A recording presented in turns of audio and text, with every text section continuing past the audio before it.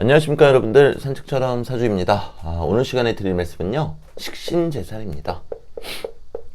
코가 약간 맹맹하네요. 네, 이 식신제살 그러면은 식신으로 편관을 제어하는 것을 뜻해요. 그래서 이 식신이라는 걸로 편관이라는 걸 치는 것을 의미합니다. 네. 그리고 이 식신이라는 거는 보통은 뭐 행동, 표현 이런 것들을 뜻하고요. 편관이라는 거는 저희가 이제 아마 명리 관심 있으신 분들은 다 아실 거예요. 편관이라는 거는 살이라고도 하죠. 살. 네. 그래서 나를 강하게 제어하는 것을 뜻합니다. 극하는 것. 네. 그렇기 때문에 저희는 기본적으로 나의 행동으로 나를 강하게 극하는 것을 쳐낸다 라는 의미가 있어서 이 식신제사를 대단히 좋은 걸로 생각을 하고 있단 말입니다. 하지만 제가 늘상 말씀드리다시피 이 사주 명리학에서는 좋은 것도 또 무조건적으로 나쁜 것도 없어요. 그러면 저희가 이 식신제사를 그럼 마치 어떤 부적이라도 되는 것처럼 무조건 좋다 이렇게들 생각하시는 분들이 너무 많기 때문에 여기에 어떤 이면, 그 이면에서 발생하는 현상은 어떤 것들이 있을지 한번 생각해 보도록 하겠습니다. 자, 그러기 위해서는 앞서 말씀드렸던 편관을 다시 한번 언급을 해야 되겠죠. 강한 책임 또는 뭐 무거운 일감, 그리고 강한 명예 또는 이를 내가 견디지 못했을 때는 질병, 그리고 관으로 인한, 관이면은 뭐 조직이나 여자분들은 남자를 뜻하겠죠? 괴로움 등이 될 수 있겠습니다. 즉, 이 편관이라는 거는요, 저희가 호랑이의 비유를 많이 하죠. 내가 때려잡으면 호랑이 등에 올라타서 금이환영을 할 수가 있고, 때려잡지 못하면은 내가 오히려 이 호랑이한테 물린다. 이제 이런 식의 표현을 많이 한단 말입니다.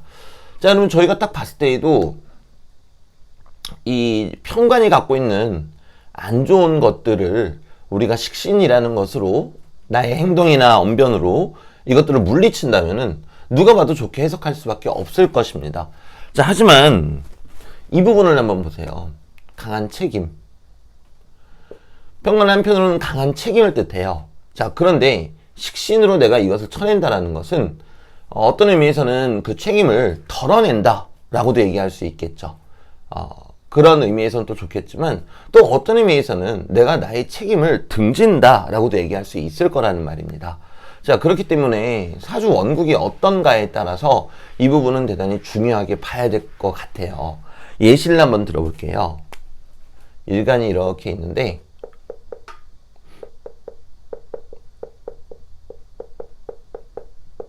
편관이 강하게 자리를 잡고 있다.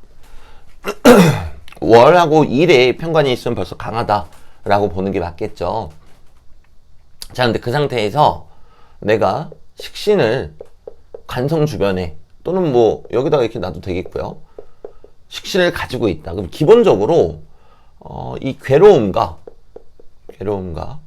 또는 이제 책임감이라고도 할 수 있겠죠. 책임감과 요 식신, 나의 행동인자, 행동 유전자를 둘 다 가지고 있다는 얘기가 됩니다. 자, 근데 어떤 사람들은 뭐 예를 들어서 A라는 사람은 사람이 너무 착해가지고 그 조직에서의 역할을 너무나 중요시하기 때문에 본인이 하지 않을 일들도 하고 있어요. 본인의 업무 과다. 네. 그러니까 불합리하게 조직을 위해서 내가 할 필요도 없는 일을 막 하고 있단 말입니다. 자, 그런데 식신운이 오게 되면은 이제 이 부분에 대해서 항변을 하겠죠. 저 부장님, 죄송한데 이 업무, 저 업무, 이 업무는 저의 일이 아닙니다. 근데 제가 처음에는 선의로, 호의로 도와드렸는데 갈수록 이 부분이 너무 과중돼서 괴롭습니다. 라고 항변을 할 수가 있겠죠. 자, 이번에 다른 B라는 분을 또 한번 보겠습니다. B라는 분은 남자분이에요. 남자분이고 가정에 대한 책임이 대단히 커요.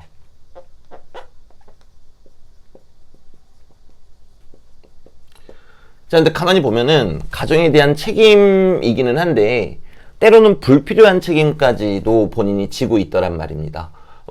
뭐 같이 회식 자리에서 동료 직원이 그러죠.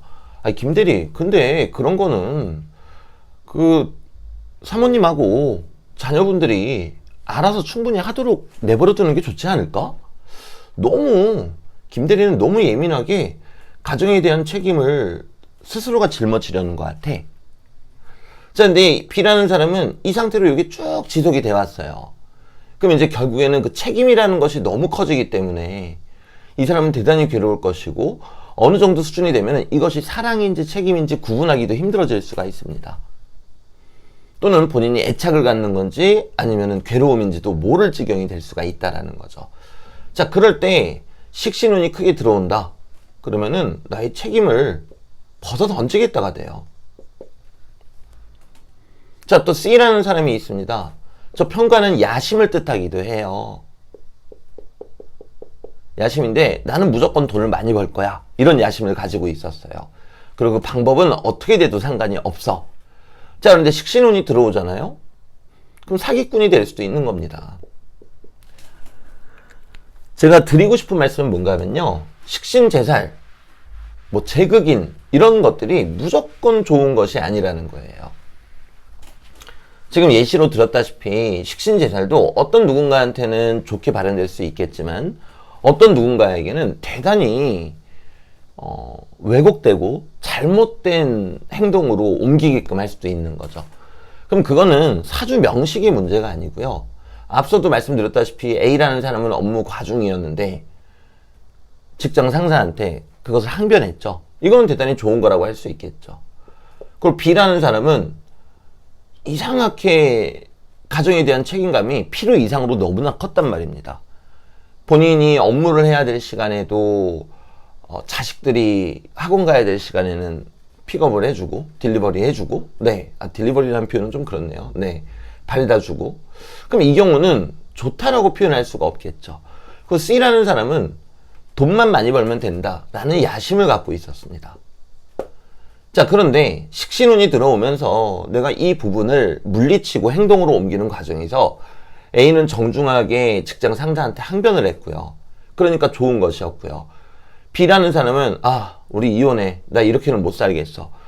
그러면은 사모님이 할 수 있는 얘기는 딱 하나예요. 아니 내가 예전부터 당신한테 그렇게 살지 말라 그랬잖아. 왜 필요 이상으로 그렇게 큰 책임을 갖다가 이제 와서 그런 얘기를 하냐고. 나쁜 거겠죠. C도 나쁜 거겠죠. 하지만 이것을 누가 결정하느냐. 그 명식이 결정하는 게 아니고요. 내가 결정하는 겁니다. 즉 제가 드리고 싶은 말씀은 식신제살이라는 것 자체가 좋고 나쁨의 문제가 아니라 이런 기운인데 이거를 개인이 어떻게 활용하는가가 가장 중요하다는 거겠죠. 저는 명리를 계속 공부하면서 참 재밌는 현상을 목격합니다. 저 스스로에게서. 명리를 공부하면 할수록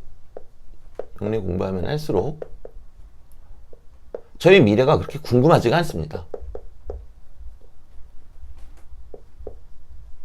안 궁금. 물론 강의 중에 제 명식을 가지고 예시를 들고 이럴 때가 있다 보니까 저도 모르게 알게 되는 경우는 있어요. 근데 저희 미래가 안 궁금합니다. 왜? 그저 하루하루 열심히 남들에게 피해 안 끼치려고 노력하면서 내가 노력을 하더라도 본의 아니게 피해 입히는 경우가 분명히 생기거든요. 그거 자체만으로도 두려운데 하물며 내가 피해를 끼치는 걸 알면서도 어떤 행동을 한다면 얼마나 무섭겠습니까? 그러니까 하루하루 열심히, 그리고 너무 잘난 척도 너무 못난 척도 하지 말고 있는 그대로 살면 되겠다라는 생각이 점점점 들어요. 명리가 정확하지 않아서 그런 게 아니고요. 그 명리학이라는 학문이 인간의 기륭화복을 보는 거를 넘어서 그 무언가를 자꾸만 보여주기 때문입니다. 반면에 내담자분들은 미래를 당연히 궁금해 하실 수밖에 없죠.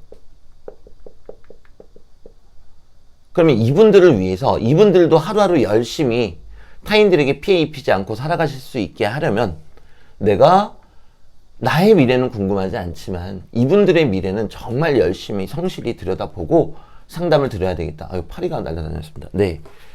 그런 생각에 갈수록 많이 치우치는 것 같습니다.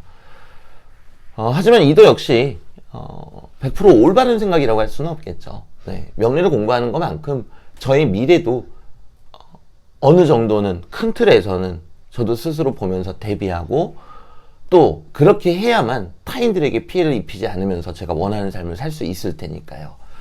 근데 제가 이 말씀을 드리는 이유는 뭔가 하면요. 저희는 유튜브나 뭐 블로그 포스팅이나 온갖 매체를 보면서 식신재산은 좋은 거, 식신재산은 좋은 거, 식신재산은 좋은 거 이렇게 외우잖아요. 그게 무슨 소용이냐는 거예요. 나한테 안 좋은데. 그래서 그 운만 오매불만 기다렸는데 대단히 괴로웠는데 그게 무슨 소용이냐는 거죠.